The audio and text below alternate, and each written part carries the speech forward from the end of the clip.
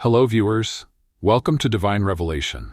My name is David, and I share powerful stories of people who have seen the other side, people who have died, entered a coma, or had near-death experiences. If you enjoy these videos, please consider giving us a thumbs up and subscribing to our channel. Don't forget to hit the bell icon so you won't miss our new videos. Your support helps us grow, and we truly appreciate it. My name is Cynthia. I grew up loving Jesus. From the time I was a little girl, I was always in church. My parents raised me to pray, read the Bible, and serve in the house of God. I am the only child my parents have. I sang in the choir, painted beautiful Christian art, designed dresses for church events, and even wrote poems about Jesus.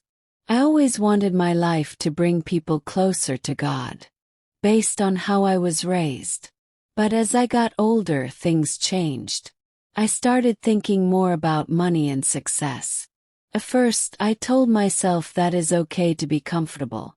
But little by little, I stopped focusing on Jesus Christ. My priority changed.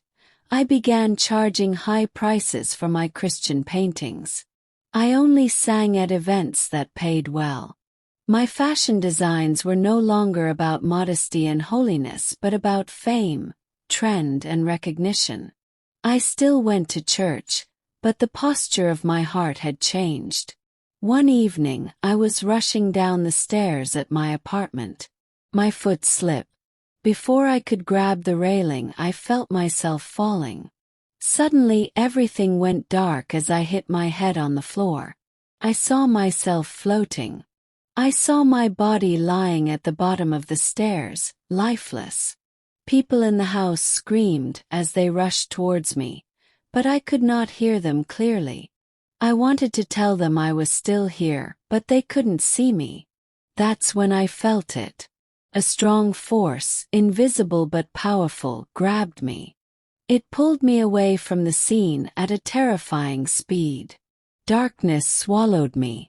My soul trembled as I realized something was wrong. I headed to hell.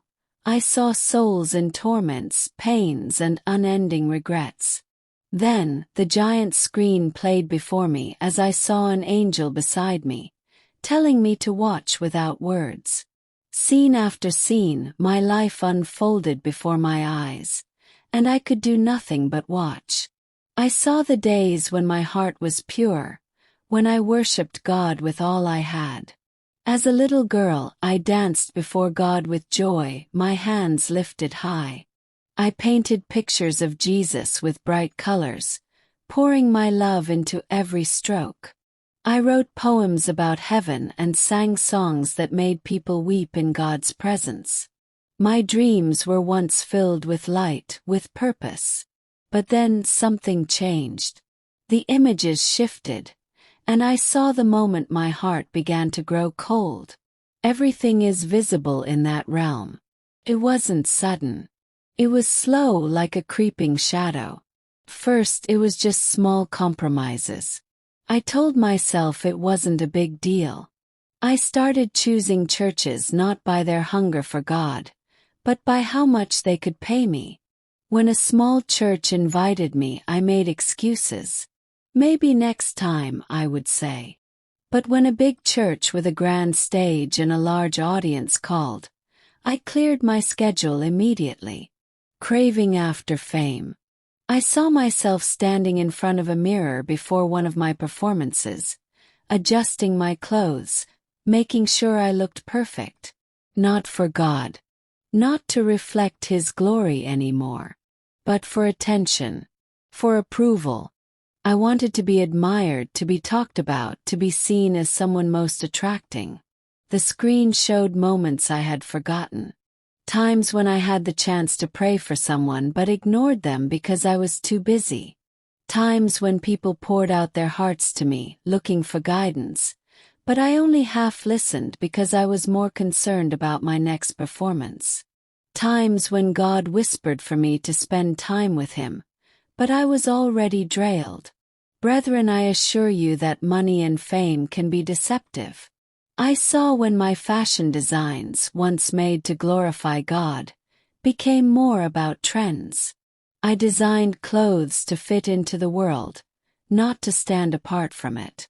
I used to pray over every design, asking God for creativity. Now I barely mentioned His name. My songs, once filled with passion, became just performances. I practiced my voice, perfected my notes, but my heart was empty. I used to cry in worship, lost in His presence. Now I only cared if people clapped and cheered. My words, once about truth, became sugar-coated. I didn't want to offend. I didn't want to lose followers. So I watered down the message, made it softer, easier to swallow. Then I saw the consequences. Young girls who once looked up to me had started dressing like the world because they thought that was the way to success. A group of worshippers who once prayed with fire now only cared about putting on a good show. People who once came to church every Sunday and active in prayer meetings stopped coming. If even she has changed, what's the point? They thought. I had led them away from the truth. Terror gripped my soul. I wanted to scream, to cry out for another chance, but no sound came. Then the screen shifted again and I saw others. People I had once admired. Pastors, worship leaders, evangelists. Their faces twisted in horror. Their voices filled with agony. A pastor who had built a massive church was now trapped in flames. He had preached about prosperity but never about repentance. He had filled his pockets but starved the souls of his people. Now he screamed in pain, his hands reaching out for help, but no one came. A gospel singer, who once led thousands in worship, now ran through darkness. Hideous creatures chased her, their claws tearing at her flesh. Every time she fell, they pounced, ripping her apart, but she never died. The torment never ended. An evangelist, once full of fire, now lay bound in heavy chains. Demons dragged him through a pit of endless darkness. He had used the gospel for his own gain, manipulating people, making himself rich. Now he begged for mercy, but none came. I wanted to close my eyes. I wanted to turn away, but I couldn't. Then the screen changed again, and I saw people I had led astray. People who had followed me when I turned away from the truth. They had believed my empty words, embraced my watered-down gospel. Now they were suffering and I had helped put them there. No! I tried to scream. Please let me go back. Let me fix it. But it was too late. Then the screen played again and I saw more faces I recognized, people I had once looked up to. A well-known pastor who had spent years building a massive church now stood in the middle of a roaring fire. Flames wrapped around him like chains, licking at his skin, yet he never burned away. His screams tore through the air, full of agony and regret. He had preached about wealth, about success, about how God wanted everyone to be rich, but he had never spoken about salvation and repentance. He had led people to believe that faith was about money, not salvation. Now his hands stretched out, reaching for help, but there was none. No congregation to follow him. No ushers to assist him. No one to listen to his cries. Only the fire. Only the torment. Then I saw a woman running.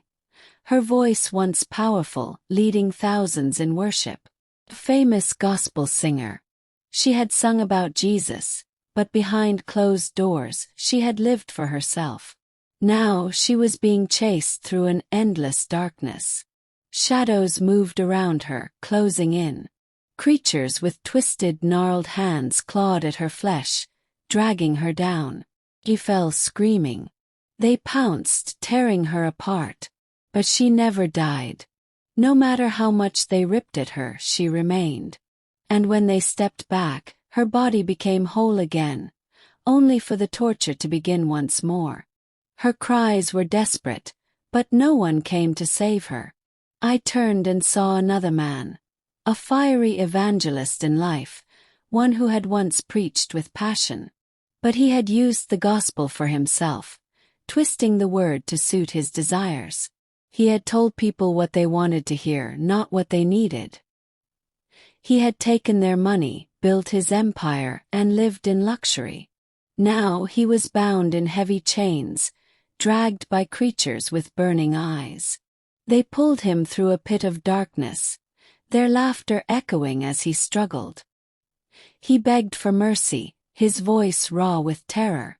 But there was no mercy here, no second chances. The weight of what I was seeing pressed against me. I wanted to close my eyes. I wanted to shut it out. But I couldn't. It was real. Every scream, every tear, every moment of suffering. I could feel it. And I knew this was not a dream. This was not a story. This was the truth. And I was being shown for a reason. I screamed, begged, pleaded. And then I woke up. I was alive. I was back in my body, lying at the bottom of the stairs, surrounded by my parents and people from the neighborhood. Tears streamed down my face as I realized that God had given me another chance. I knew what I had to do. As you are reading this, let my story be a warning to you. Serve God with a pure heart. Do not trade eternity for temporary riches. Because one day we will all stand before Him. And on that day, nothing will matter except whether we lived for Him or for ourselves.